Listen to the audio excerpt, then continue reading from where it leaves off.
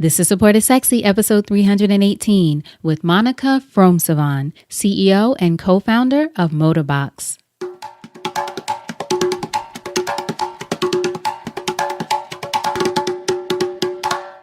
Welcome to Support is Sexy. I'm your host, Elayne Fluker, entrepreneur, author, and founder of Chic Rebellion Media. 5 days a week, Monday through Friday, I interview inspiring women entrepreneurs who share their wins and their lessons to help you take your business and your life to the next level and create something sexy. Here we go.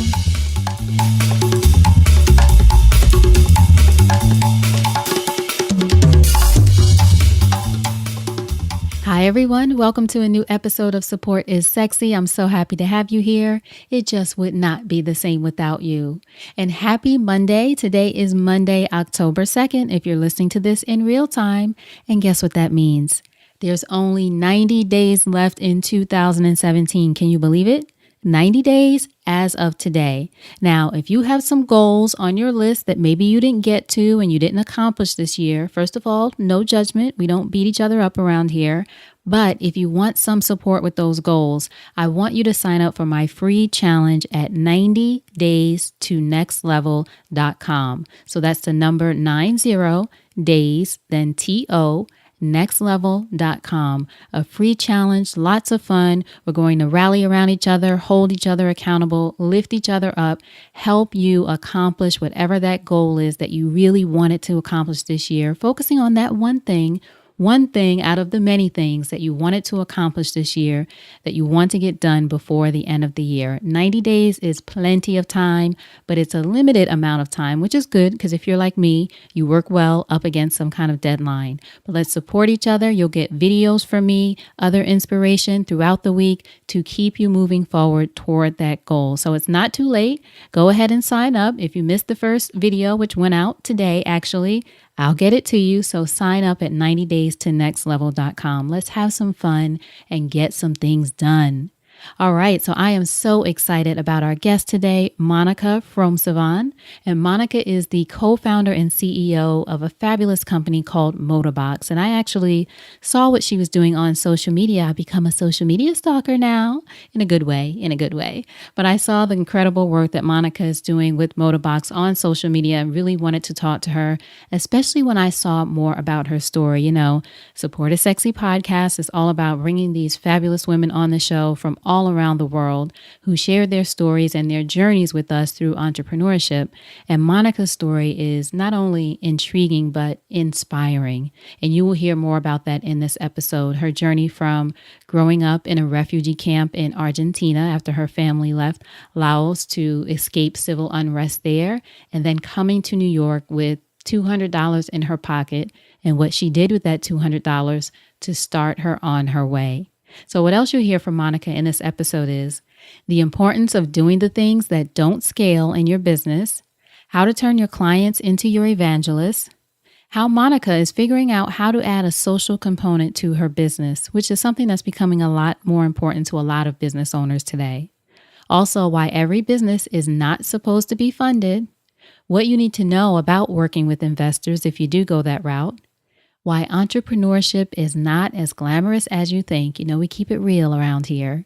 Also, how to get through those moments when you simply want to give up. And Monica tells us the truth about unicorns. So make sure you listen out for that. All right, so I know you're going to enjoy this episode. Powerful story from Monica. So without further ado, Monica Phromsavanh. So Monica, thank you so much for joining us today for an episode of Support is Sexy. I'm so excited to chat with you. Hi, Elayne. Thank you so much for having me. This is a great pleasure and very honored to be part of it. And thank you so much for reaching out and inviting me to be part of it. Absolutely. So our first question, when did you first fall in love with entrepreneurship? Can we fall in love and out of love? Yes, we can. I think from my upbringing and where I come from, the word entrepreneurship didn't even exist. I think I just think that I learned about the word entrepreneurship when I launched my second business. Before, I always knew about business owner. So I think I always, I guess, if we use the word entrepreneurship, since I'm little, I like the idea of entrepreneurship because you have a lot of control of where you want your life and directions to be. So I think it's just since I'm a little girl when I watch my mother being an entrepreneur. Now you were born in Laos, right? So my parents were born in Laos, and then they ended up in Argentina as a refugee, and I was born and raised in Argentina. Okay, and your parents were, when they moved to Argentina, you were in a refugee camp right away or moved into one later? We move around a lot, and then we end up in. I was born. By the time I was born, we were already in a refugee camp. Okay, so that's sort of all you knew growing up. Yes, my parents escaped from the chaos of the violence of the Southeast Asia war, and my dad wanted to be a farmer. And he thought Argentina was a great country to go farming. So he chose Argentina. And then when we got there, the promises that were made, asylum and help refugees, was never provided. So we ended up in another camp. And that's where I am. I was born in the hospital, brought to the camp, but I grew up there after I was 15 years old. So that was my growing up childhood. So what would you say a young Monica was like going through what I imagine was a difficult experience, but still at least being united with your family? But what would you say a young Monica was like during that time? Very curious. I was very, very curious. I was curious about life. I was curious about culture. I was curious about my surrounding. And just innocent, just trying to understand the different culture between my parents and between going to school. Like, how is it, like in school we speak Spanish and we have different culture and different belief, and how is it at home? We had different culture and different beliefs. So I grew up being very, very curious. And you moved to the U.S. when you were 17? Correct. Did you come on your own or with family? Well, I came on my own. However, my mother was living in the United States already at that time. When I was 6 years old, my mother and I split, and then she ended up in the U.S.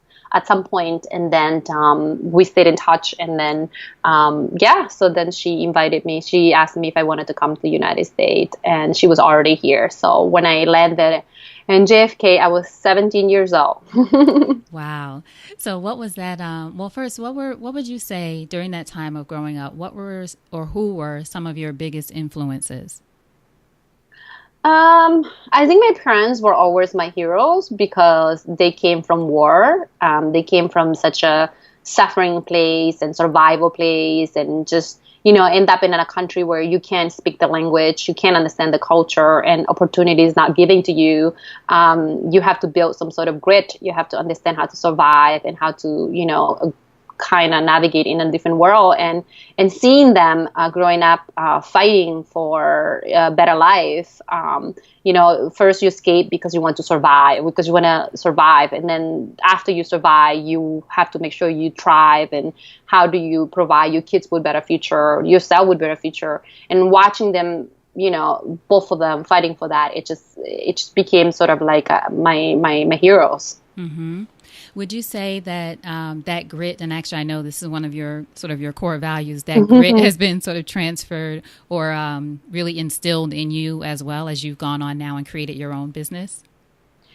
Yeah, I think that it's not an easy journey to be an entrepreneur because, we have our ups and downs, and we have our moments where we want to give up when things don't go right. And I think that for me, the refuse of giving up is something that I truly believe. And I also, think that when we grow up feeling entitled or feeling overachiever, we just tend to kind of fail. And when we fail, we don't know how to get up and keep going, right? And I think that grit helps you understand that you're going to make many mistakes. And when you make those mistakes, your job is just to, brush it off and keep going if that's what you dream and that's what you want to build.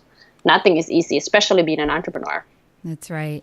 So when you came to the U.S. and you were with your mom, was she an entrepreneur at that time too? You mentioned witnessing her sort of made you really want to go into business.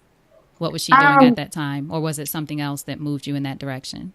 No. So when I was very little, my mother used to smuggle clothing from the country next door, which is Paraguay next to Argentina. And she used to sell them at the local store. She will go door to door and sell it at the local store for a markup. So kind of seeing her taking a product to, and monetizing out of a product, I get to witness that. And for me, later in life, becoming an entrepreneur, it wasn't something that I always kind of knew that I wanted. I just wanted, I was working for Burberry for over 4 years. And before that, I was working for Limited Brand. And for me, it was just kind of like wanted a freedom, wanted a freedom to use my creativity, wanted to do more with my skill sets. And that's how I stumbled into entrepreneurship later in life. But before that, I didn't know what it was. I never knew what it was, right? I was just going with the flow. And it's kind of interesting and how that journey took me to where I am today. Right. And seeing your mother, it's interesting very early on being involved with fashion, figuring out how to get the clothes in and mark them up, right? Creating her very own hustle, her very own fashion business. So tell us then, how did you come to form MODABOX? At what point did you decide? Was that the first business or the first iteration of the business, or how did that come about? So MODABOX is my second business. I mean, actually, I've done other things before. Doesn't that always happen? We have all these other things that we sometimes even forget about. So actually, this is about my fourth business. I know. I remember I launched a nail polish line like a million years ago. And never talk about that business. It's kind of funny. But so I was working at Burberry, and I felt that I wasn't being the most creative, and I wasn't being I didn't have a freedom to do things that I truly wanted to do in the life that I want to have. And I decided to quit my job. And I, that time, knew different designers and vendors, and I convinced them to lend me the clothes so I can go sell it at a street fair. And then I started to sell at street fair and then at events. And then from that, it led me to open a store. So I opened a 100 square feet kiosk store, and then from that, the store grew to 4,000 square feet in a period of 3 years. Where was this? Was in New York? Yes, this was in 6th Avenue and 20th Street inside the Limelight shops. Right. The shopping destination. And that was my first business. Like, I would call it real business, right? When I'm generating millions and when I'm dealing with staff, when I'm dealing with like what it's like to run a business. So you started it from a street fair, kind of selling clothes on the street, and then moved into the Limelight space, which for people outside of New York is sort of like a mall, but cooler. In certain areas it would be considered, but in New York it's different vendors in this big space. So it was like I was basically a street vendor for my first selling point. And then from street vendor, I will sign up for different events where I know there was like a conference, like a bunch of girls shopping and like people and like parties and stuff like that. So I would like sign up for that. And then like eventually I stumbled into the Limelight where it was store inside a church. And I was like, oh, this is beautiful. Like I want to be part of it. And then I signed up for it, and 100 square feet space was given to me for a test out. And then we did really well. And then we had the opportunity to grow and grow and grow.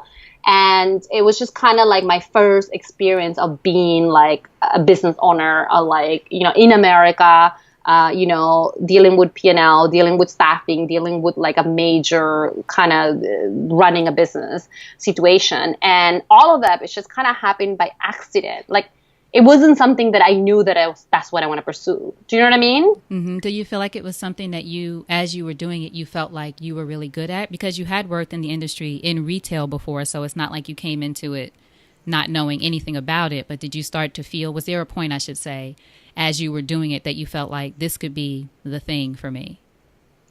I think that like looking in, hindsight. It is, right? Because my entire life, all I knew is to sell clothing. Like I work for a Limited Brand, I work for Burberry, I always be involved in retail. So I enjoy the process of meeting people. I enjoy the process of looking good and making people looking good.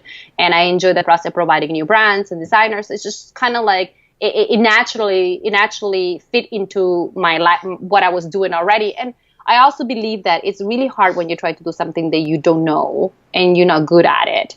So I knew I had those skill sets, so it kind of happened. But I never came to New York and when I moved to New York, I only had $200 and I moved by myself. I never later in life, in my 20s, I never say, oh my God, I'm going to come to New York and I'm going to conquer the world. I'm going to be the it girl in fashion. You know what I mean? Right. I never came with that vision. I never had that vision. I just work hard every day and hustle every day. And then eventually something came out of it, right? Something great came out of it. So when you arrive, I'm curious, with that $200, you arrived at the airport in New York, JFK? Was it JFK? So when I came to United States, I was 17 and I landed in JFK. And then my mother picked me up and we live in Philadelphia. Okay. So I'm sorry. Go ahead. No, I'm sorry. I was just going to say, so you have the $200. What is your, if you can remember, this might be too much detail, but what do you feel like was your first move at that time? What did you feel like was the first order of, not business as in entrepreneurship, but the first thing that you felt like you needed to do right away? Okay. So when I came at 17, I moved around a lot. I lived with my mother for a little bit, and then I moved to North Carolina, Connecticut, and Philadelphia. And then eventually, in my early 20s, so my 23, I decided to come to New York, and that's when I had $200. And when I came to New York, the first thing I said that with that $200, I'm going to buy a monthly Metro card. A monthly Metro card? Yes. So New York. I love it, Monica. I mean, you like at that time, I think the ride was $2, and I knew that if I was looking for a job from place to place, I needed to move around. Right. And most importantly, I needed to be like moving around fast. So I decided to buy a Metro card with that money, which is $73. Mm-hmm. The rest I just kind of budgeted to eat like dollar menus and all this, whatever that was in the dollar thing, and then look for a job. That was the first thing to do, look for a job. And I was always attracted to Fifth Avenue. So I went directly to Fifth Avenue and I went store to store. I had like a very bad resume and just drop it in every store and ask them, hey, are you looking for help? Here's my resume. And just did what I knew, what I only knew, which is just be fearless and just go for it. And somebody's going to call you. And eventually, Burberry was the first company to call me. And then I had Hugo Boss to call me and stuff like that. But like, I was lucky, a month later I was working. In the meantime, I just had like friends to help me, let me sleep in their floor, in their apartment, and, things like that. And. Yeah, thank you for sharing that part of your story. I just wanted to, one, I was curious. I wanted to hear it myself, but I also want our listeners just to hear about how the journey, of course, is different for everyone, but that those times when you could easily give up, or maybe I shouldn't say easily, but you could give up and just go back and do whatever. There is a way to figure it out, to make it happen, to keep going as you did, going store to store and doing whatever you have to do and buying the smartest thing first. I need to be able to get around. So just for people to hear that part of your story, I think, was very important, as much as it is about, how you've created this incredible company, which we're going to talk about now. Okay, yes. The way MODABOX came to life is I had a 4,000 square feet store, and I realized that when it's snow, people won't come shop. When it's rain, people won't come shop. Right. Like, there's so many friction. When it's too hot in New York, people won't come shop, right? And like, it was just so many friction for people to come shop. And I realized, well, if they don't come to me, what if I go to them? So I said, okay, so, I seen people giving like samples of Haagen-Dazs on the street is because they're sampling products so people can buy it. So I say, how can I get my customer to sample my products before they buy it, like try it before they buy it? So then I was like, it's simple, I ship it to them. But then I'm like, well, I can't just ship them a product if I don't know what are the preference, what are the wants, what are the needs, what are the budgets. So I say, what if I just send a questionnaire and let them fill out the questionnaire? And once I know enough about them, I can ship them an item that I think the most likely they'll buy. And that's how MODABOX came to life. I one night just brainstorming and doing a lot of research, and then I just kind of like, and it's 3 years of iterating and changing the model and learning from it. But the initial model, it was all about, if customers are coming into the store and they want fully styled wardrobe helped by a salesperson, why can we train that salesperson to become expert stylists? And instead of them coming into the store, why can't we ship the product to them? Right. Now, how did you go about signing up your first few customers, letting people know about it and that it exists? So I'm always been very involved with fashion, and having the store was a huge help. And we already have like a base follower. So when we decided to launch MODABOX, we opened a pop-up store downtown in the South Street Seaport. And in conjunction of the pop-up store, we had a huge blowout fashion show lounge for 2,000 people.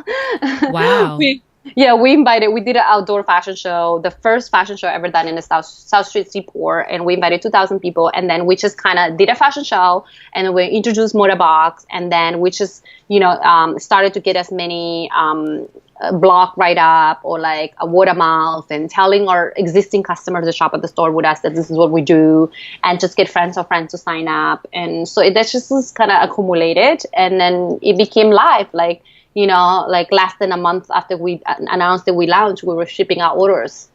And the clothing featured isn't clothing that's designed by MODABOX, but the stylists pick the clothing, choose the clothing, or curate it based on the customer's preference from different brands. Is that correct?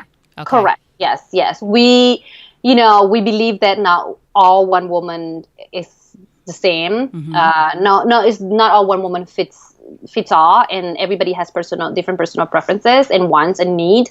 So we cater to that wants and need and personal preference, and that means one brand is not enough, right? I mean, all of us own several brands in a closet, and all of us like different ways of shopping, but we do have a budget, right? We have a style and a budget in mind. So we follow that guideline, and we provide you the best that we think it will work for you. But it's a partnership that you do with the client. It's not something that we're like, we just launched this new dress and we want to send it to you. It's not like that. It's more like, what do you need and how can we get that for you? And does the client get a box monthly, or how does the subscription work? Or are there different ways that I would be able to get it? So we a la carte. Most of our clients come every month and every quarterly. So it's not a monthly subscription. You decide when you want it. We do have clients that order one after other, and we have clients that come back every 2 months, or sometime every 6 months. It all depends. Like I say, it's very personalized and cater to your preferences and your need. So how many stylists do you have? Stylists all around the world, from what I read. So how do you how many stylists? I guess I should ask it this way. Is it also, as much as it's working with a stylist, also sort of an algorithm that helps you to be able to cater to each client based on their likes and things like that, just as thinking about scaling a business like this? Yeah, so, in the fashion industry, there is thousands of black dress, and there's thousands of like red pencil skirt, and there's like, it's just so much overflow inventory that sometimes we just, as a customers, we get overwhelmed and lost in what we want. And what we do is we use your profile, which is you answer to every single question, every step. And that takes like about 10 minutes to answer the quiz. And that our technology help us narrow down what from what you chose to narrow down better source of inventory. And then that's when the stylists come in and make the final decision by using, the personal communication with you. And also we utilize your social media, especially we use Pinterest a lot. Interesting. So it is personalized. Yes, I mean, it helps narrow down the inventory system, but at the end of the day, the stylist will do most of the work. Especially, we encourage you to create a Pinterest board on the styles and outfits that you like, and then we go, we kind of follow that steps, and then we also, it is extremely personalized. That's why our focus is not so much on scalability. I mean, we have, a good amount of members that come throughout the year, but our main focus is just to make sure that, you feel that the service is for you, and you feel that it's not a machine learning that's picking out your clothes, but a human. That's such a good point. Actually, thank you for challenging me on that. That's a good point, that it might not necessarily be a business, for anyone listening, be a business that's about scaling. It sounds like you're really focused on the experience for the clients that you're working with. Exactly. Yes. Not when I initially started MODABOX, when I did the business model, I thought it was going to be one of those models that scale, and that's going to be like in a different way, but that's part of like owning your business. You learn, you fix, you work, you pivot, you change, and that's one of the things that we were focused on getting numbers of subscriber, but we weren't focused on the basket size, and we weren't focused on the conversion. And then after a year and a half later, we realized that what is really important to us is to make sure that we really cater our hardcore or hard to die fan like really, really well, then try to get more users and like cater them in the average way. Right. So we decided that like if we want a long time loyal clients, we need to make sure that we take care of that. And sometimes scaling fast is not helpful, and it wasn't helpful for us at all. Right. And I find, I'm sure people doing a lot of businesses, that taking care of the clients you have is more important than the ones you don't have. And those clients you have become sort of evangelists for you and your brand when they really love it. There's no better referral than someone who's already using the product. Absolutely. Absolutely. I mean, I totally agree with you. And it's always 80% of your business. That's a retail. Right. There's the retail, we call it the retail rule. 20% of your clients is 80% of your business in every retail. Right. And that's one thing I learned by working with different companies. Right. That 80-20 rule. Excellent. So what would you say, well, first, how big, if you would say at this point, is MODABOX now that it's been 3 years, you said? How big is it as far as the either reach or subscribers or clients? Do you have a sense of how big you've grown so far? Yeah, I mean, we grow every year. Like, since we launched, we started with like 1,000, and now we're over 10,000. Wow. Yeah. So in all of it, it's been word of mouth, and it's been kind of exposure. It's been we don't buy advertising. We haven't done any advertising. We haven't done any paid ads or anything like that. It's all been word of mouth. Yeah, like it's either like you and I came across on social media. Exactly. Connected. I saw your page and I was like, who is she? I want to see what she's up to. It's fantastic. Yeah, so it's just kind of been like that, sometimes we get like a write-up and like we were in Business Insider as a top 4. You were in Inc. also. Yes, exactly. So for everyone listening, sorry to interrupt you, Monica, I'll have links to all of the fantastic articles on Monica and what she's created, which was one of the reasons, aside from her fabulous Instagram, that I wanted to talk to you and hear your story is just so powerful. Thank you. Thank you. What would you say is your vision for MODABOX as of this point? And I am one of those people who believes your vision can change over time. But as of today, what would you say that you really, the impact or influence that you'd love for your brand to have? After being in the fashion industry for over 15 years, I really been thinking about becoming social. I'm always attached to anything that's giving back to community, but more than ever, I've been feeling very strongly about doing something and not only talking about it. So I've been kind of doubling my motto to figure out how can I be social at the same time. I'm not just helping one woman. Like we're solving a problem of, our clients to dress better, have more time in their days, and just, love their closet more than ever. But how can I take that to help other women, that more underprivileged, needed, especially refugees, and underdeveloping countries. So I've been thinking a lot about like, how can I start to be more social, make MODABOX a social business, rather than just a fashion company. But I'm still in a brainstorming process on that. Of thinking about how to quote unquote give back, or have the company have that component be a part of the company or the brand as well. Yeah. So like right now, what we do is in every package, we send a postcard asking a customer to donate gently worn business attire to Bottomless Closet. So we partner up with Bottomless Closet. So basically, if you happen to place an order and then you have some clothing in your closet that's gently worn that could be work for interviews and for women to start over their life, then you can donate it and we pay for the shipping and we provide with a prepaid envelope. So we do that, right? That's excellent. But you're looking at other ways to incorporate things like that.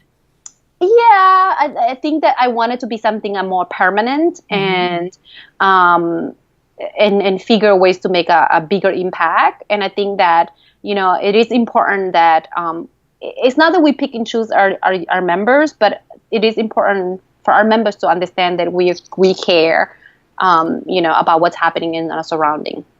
Yes, and one of the things I wanted to make sure to mention too, speaking of caring about your members, the fact that you, from what I saw, the sizes of the clothing too, it's not that it's limited to a certain size, right? It goes from extra small to 3X. Is that right? Did I read that right? Yeah. Right. Yeah. Yes, it was really hard to do that. Yes, I was going to ask you about that. It's very inclusive, which I love to see, of course. So this way you can reach a wider customer and everyone feels included and able to take part in the service. Yes. I think as an entrepreneur and to others business defend, it's not really easy to cater to a large bracket of sizing, because if you look at it financially, sometimes it's just very difficult for companies to expand the inventory. Mm-hmm. But for us, from day one, we wanted to make sure, we were inclusive. We want to make sure that it's affordable. We want to make sure that, one of the things that we truly believe is that back in the day, like when I used to work in Fifth Avenue, stylist was only for celebrity and A-list customers, A-list client, right? Like only few people could afford to hire a stylist and go on shopping with them or to like have a stylist to help them. But today, it's more accessible. And for me, that's one of the biggest things that I was mad at myself at the same time, but I was mad about the industry because when I used to work at Burberry, clients were getting treated differently. And when I was walking into Zara, I was getting treated differently. So why is it we get treated differently for the tag price that we pay for an item when we all deserve to be treated in a sense where, so that was one of the things that it really spoke to me about how can we try our best as a company and as a stylist, how can we try the best to give that attention and that care and that, talent, because being a stylist is also having a talent, to be able to share that talent to an average woman that, she's not might be necessarily shopping only in Fifth Avenue or Bergdorf Goodman, Right. Absolutely. Now, speaking about the financial part of it, is this something that you bootstrapped or you and some partners bootstrap? I know you have co-founders, or is this something that you received outside investment for a MODABOX in order to start? All of it came from me and my co-founders. Mm-hmm. Bootstrapped. I love it. Yeah, so it's Bootstrap. When we first launched, we wanted to fundraise, but then as we were working on the business model, we realized that it's not for us. Not every business is supposed to be funded. I've seen business in the industry, especially in my industry. I mean, I'm sure you have seen like Nasty God, Joga Schmoga, like all these companies that they take outside money, and then by year 2, the investor have their own agenda, and right. then just, and the companies basically exactly it changes. What was it? Would you say? I don't know if there was one thing, but what is one thing that you would say that you and your co-founders thought about and decided that this is not for us? And I say that again for some of us as business owners or just starting, think that, of course, everyone gets investment. That's just what you do. Which is not true. When I realized that it wasn't for us, it's because I realized that I spent over a year and a half creating a business. So it could creating a business where I could be good enough to take the next check from funding and then have enough oxygen to survive another 12 months. So you know what I mean? My focus was to build a business where my members a month, a subscriber needed to grow. And then I was like, I'm going to build it this way. So then I can have funding. And then that funding is enough oxygen for me to survive for like another month or so or another year or so. Right. Mm-hmm. That's what happened in the startup ecosystem. And then I was like, okay, hold on one second. That's not the business that I want to build. I want to build a business that's going to stay a long time. And I want to build a business that customers are going to love it. And I want to build a business that's going to be profitable at some point, right? Not like constantly acquiring because they want you to grow, because VC wants you to grow in a certain number and they don't care whether you're profitable or not, which is fine because that's their agenda. But I knew that I wanted to build a different type of business. Mm-hmm. So I realized that I didn't want to build the business for the investor. I want to build the business for my client. And that's when I realized that sometime when when your purpose, you need to figure out what's your purpose, and you need to figure out that, what you want to do. And I think that as an entrepreneur, a lot of people think they need to raise money. But I think that the money can come from your clients because they're the ones spending with you.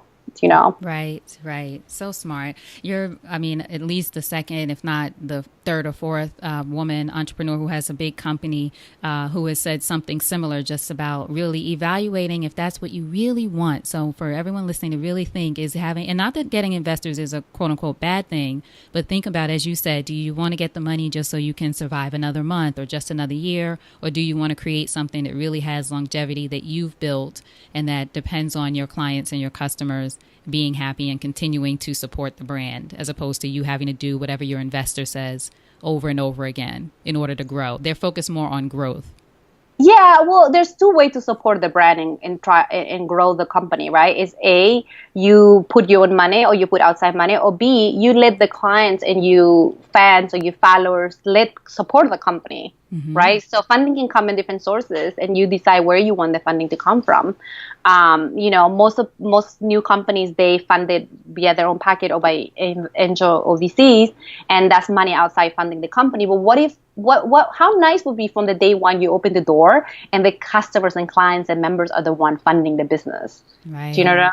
That would be more, I think, incredible. Like in my sense, but everybody else is looking for something different. And like I say, every business is different. Some other business might need outside funding, depend on what you want to build, depend how far, and depend on your purpose. Everybody is different. And I'm not saying that don't go fundraise, because I have many female entrepreneur friends, fellows, they fundraise, and I've seen them, even leaving their company because of taking the wrong money. Or, I just think, if you think back like 10, 20 years ago, outside funding didn't exist. We know business owner that they just build their business, put their funding, and they reinvest in the company. From the ground up. That's right. Now, one of the things I wanted to mention too, I know you have such great opinions and definitely speak with authority about entrepreneurship in general. And on your vlog recently, you spoke about this idea that some people think, and I talk about this, that entrepreneurship is glamorous, and it might have its moments, but meanwhile, as you mentioned in one of your videos, some people become depressed or even, God bless them, suicidal when the pressure gets too much about entrepreneurship. So I wanted to ask you, what's the one thing you'd want people who are either entrepreneurs now or considering it to know about entrepreneurship, the real deal behind it, the challenges that we sometimes face? More than anything, to be realistic. When we have a dream and we have a vision, we want to execute it, and we feel very strongly about it. It doesn't matter what people say. Nobody's gonna, you don't let negativity come to you, and you don't let no one to shut your dream. So you're gonna go ahead and pursue that dream, and you're gonna put everything you can on it. And sometimes, what we do, it takes a lot longer than we thought it would. So, when our clock is ticking or we ran out of runway, we become very like, oh my God, nothing is coming. Nothing was as I planned it.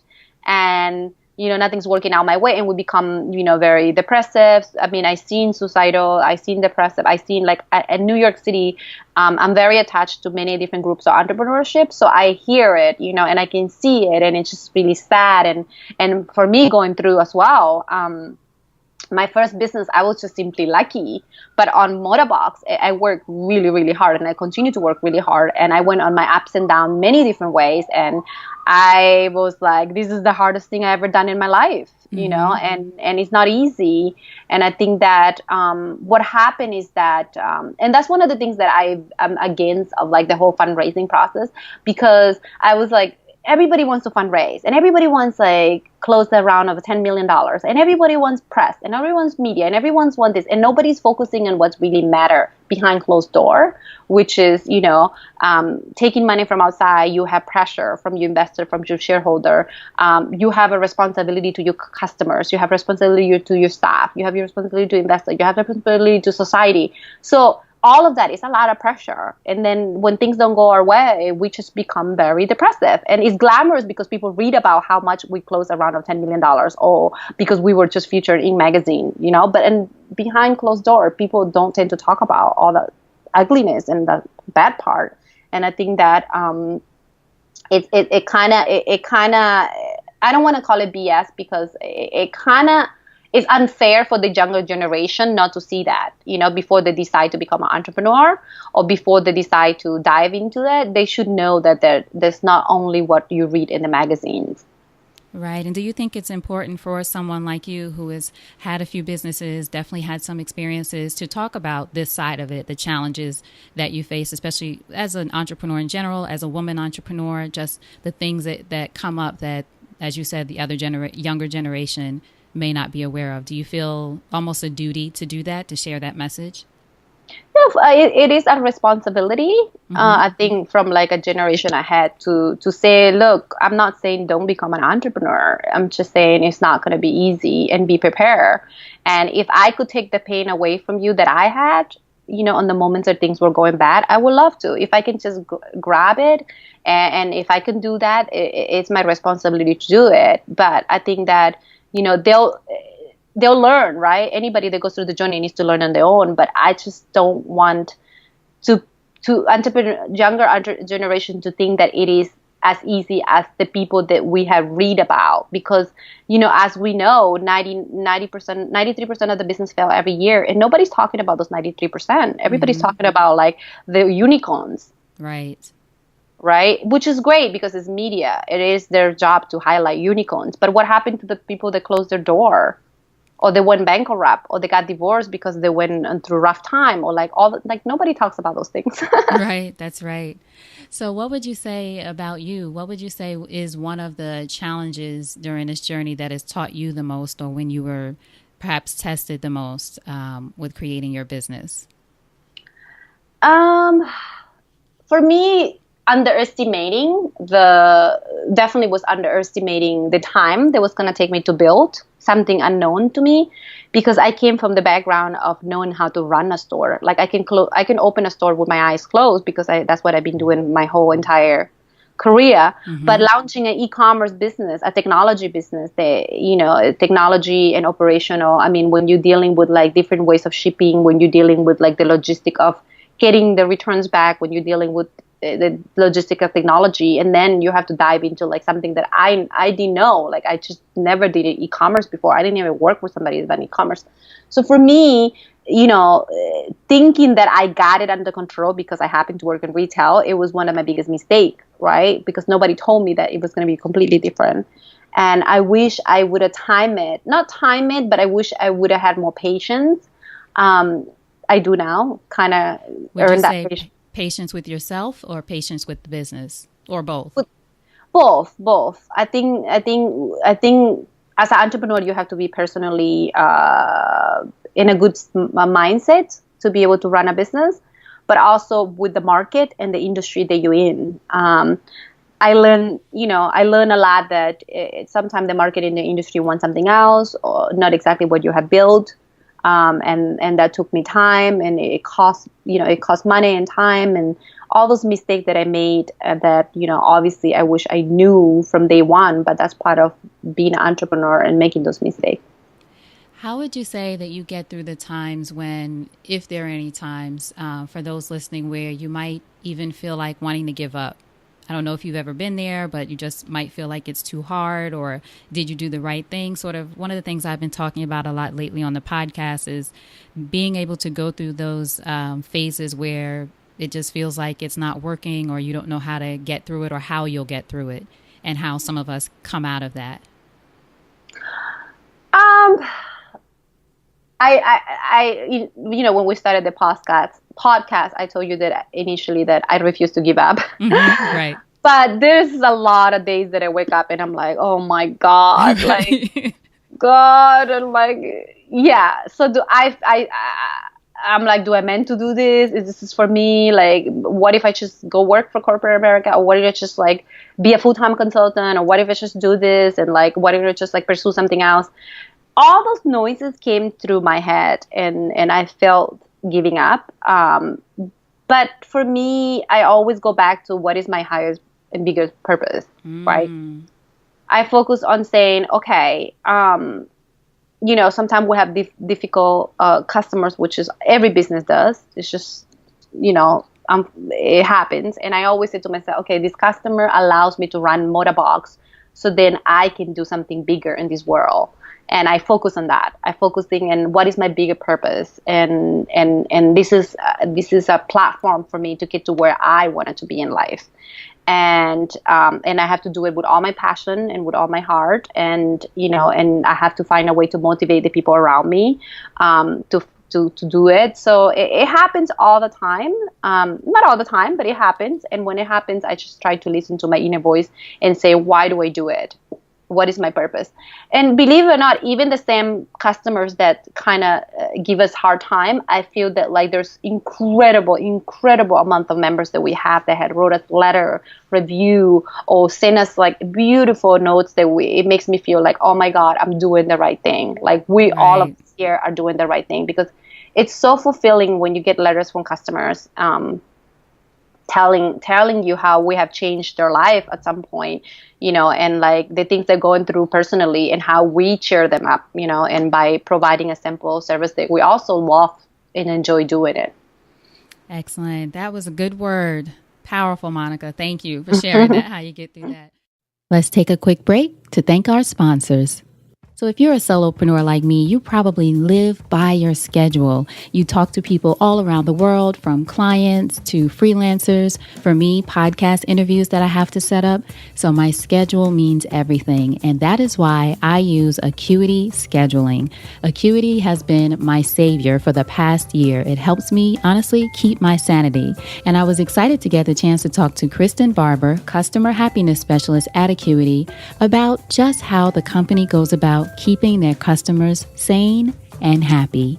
So Acuity Scheduling is an online scheduling software program really focused on helping small businesses focus on what matters to them. So we take a lot of the day-to-day minutia off of your hands. We set it up so that you can have all of your clients self-schedule in, manage their appointments, reschedule, cancel if something comes up. You didn't have to call them and do this awkward back and forth dance of what date and time work for you. If anything changes, they don't need to call and let you know. They can just handle that all on your own, and you're kept up to date. And it takes so much work off your plate so that you can focus on either building your business up with other aspects that a scheduling program can't handle, or go enjoy yourself. And as a special offer for Support is Sexy listeners, Acuity Scheduling is offering a 45-day free trial just for you. So go to acuityscheduling.com/sexy. Again, that's ACUITY scheduling.com/sexy. And you can take advantage of any plan they have there for 45 days. At the end of that time, whatever plan you want to continue with, you can do that, or you can stick with the free plan. acuityscheduling.com/sexy. We'll be keeping an eye out for you sexy ladies. And now back to the show.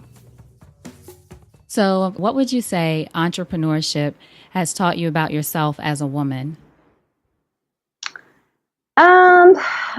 Many things. I think that, I talk a lot about my male friends that, women are so strong. We're so strong, and it doesn't matter what color, skin, where we're from, how we grew up, and where we grew up. We're the stronger, in every sense. And I think that,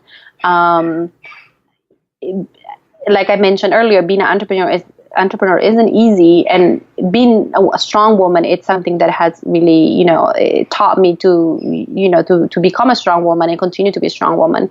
I think that's what entrepreneurship has done to me personally. So in closing then, if you think over your life and career, and you had the chance to thank only one person whose support was critical to you personally or professionally, who would that be, and what would you say? Oh, I'm going to get so emotional because I don't tell him very often, but my business partner, my technical founder, he's been an angel to me. And thanks to him and his patience and his, support emotionally, as a partner, as a friend, as a mentor, it's been everything. Excellent. Beautiful. Thank you for sharing that with us and with him. Yeah, so He'll be happy to hear that. his name is Daniel Schradek. I gotta say his Oh, name. Daniel, great. Thank you, I don't give Daniel. him enough credit. I don't. I get interviewed often sometimes, and I'm like, oh, I don't give him enough credit, but he knows. And I mean, like I said, I came to New York with $200, and he was one of the first people I met, and just been an incredible mentor. Excellent. Well, I'm glad we could create that space for you to be able to thank him. Thank Excellent. you. Thank you. Yes, of course. Now tell us how we can support you. Of course, I'll have links to everything like I mentioned, but tell everyone listening your website, social media, anything else you want us to know. Just, be you, support another female woman, and just, if you can every day, just change the world.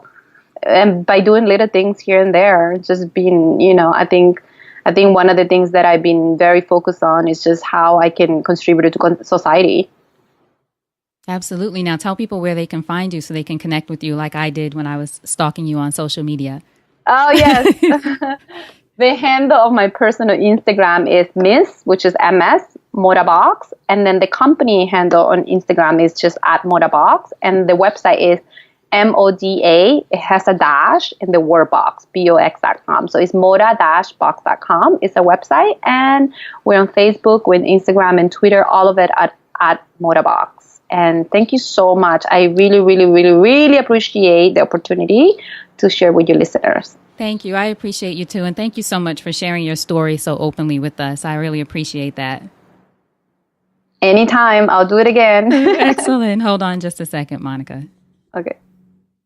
All right. Thank you so much for listening to that conversation with Monica. And Monica, thank you so much for being so open with us. I truly appreciate you. For all of you sisters listening, make sure you go to supportissexypodcast.com, search Monica, MONICA, and her show notes page will pop up with all of the links, resources, and links to some of those articles that we talked about that covered Monica. So you can see those and read more about her. And of course, find out more about MODABOX. Monica, MONICA. Do a search for her name at supportissexypodcast.com. Now, whether this is your first time listening or your 300 plus time, you know that I want you to make sure you subscribe to the podcast so that you don't miss an episode. Here for you 5 days a week, bringing you powerful women entrepreneurs and creatives from around the world. I need you to subscribe so you don't miss a thing. And if you love it, if you love what you're listening to, please leave a review. It takes maybe 2 minutes tops. Leave a review wherever you're listening, especially on Apple Podcasts, because it does help the show. It continues to help the show rise and rise, which I so appreciate from all of you. And it lets more people become aware about it. So if you love it, leave a review or leave me your feedback. Maybe there's something that I can do better. Either way, I'd love to hear from you.